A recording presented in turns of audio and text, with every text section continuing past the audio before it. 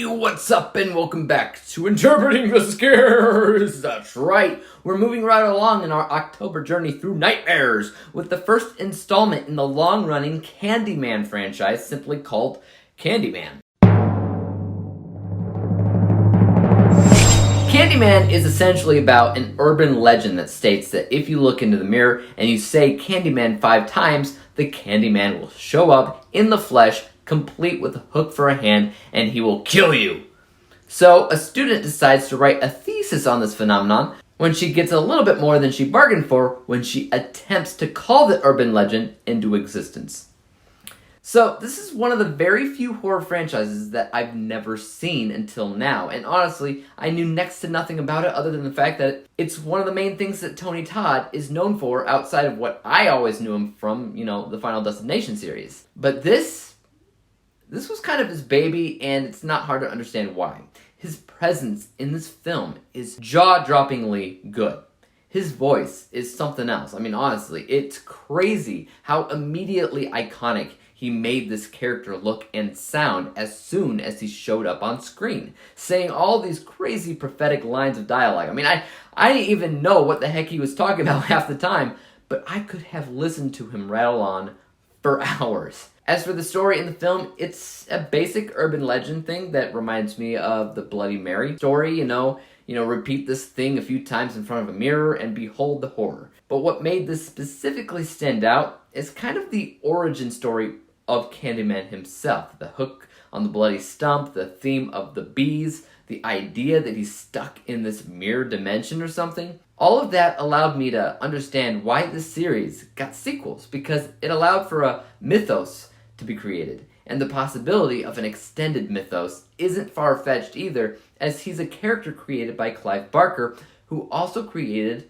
Hellraiser, which I'm also reviewing this month. And there's even theories out there that state that Candyman himself may be a Cenobite from that same universe. That it's all connected, and I love that. It's probably got no real legs to stand on, but whenever you have people creating movie theories like this, you know you have something good on your hands. Now, what they do with that is anybody's guess at this point, but I'm definitely game to see where it goes. As a horror film, it's actually very good. The cinematography and lighting for a lot of the scenery here is actually fantastic for the horror genre, because it operates more like a mystery than anything else, and that mystery opens up Pandora's box, so to speak, so it looks really good as a 90s horror film. So honestly, it has a lot going for it, but what about some negatives? Honestly, I don't really have that many, other than I don't think the characters are that developed, other than Candyman himself.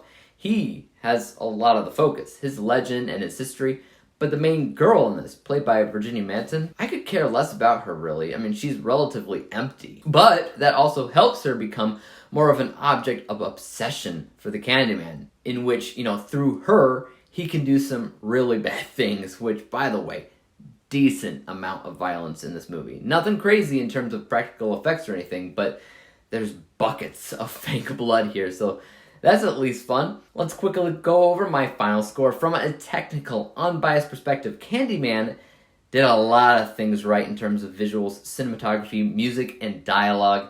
The things that this guy says and how he says them is bone-chilling, all the way to the core, and the legend of his character seems to be just the tip of a very deep iceberg that I'm very excited to learn more about, and I'm absolutely stunned that I've never seen this movie before. This score is 76%. My bias score, just how I felt about it overall, is quite a bit higher because I was really pulled into this film almost right away. I love Tony Todd as an actor ever since I saw him, I'm embarrassed to admit, in Smallville for the first time. He's just an iconic presence. He always has been. But it seems to me that I knew nothing until I saw him here. The scares were pretty good as well, and in fact, I actually jumped at one point, which in the 90s for me is unheard of. My bias score is 90%, and when we combine the two scores together, we come to the final rating of 83%. 83 out of 100 possible stars, or a B+ letter grade. Guys, have you seen Candyman? And if you have, let me know what you thought about it in the comment section down below. Also, tell me if you think any other film in the series matches this one. As for YouTube, you guys know what to do. Hit that like, subscribe button, and bell to be notified when I come out with my next review. And until then, peace out. Dave examines movies we just watch for fun. Davey is the expert.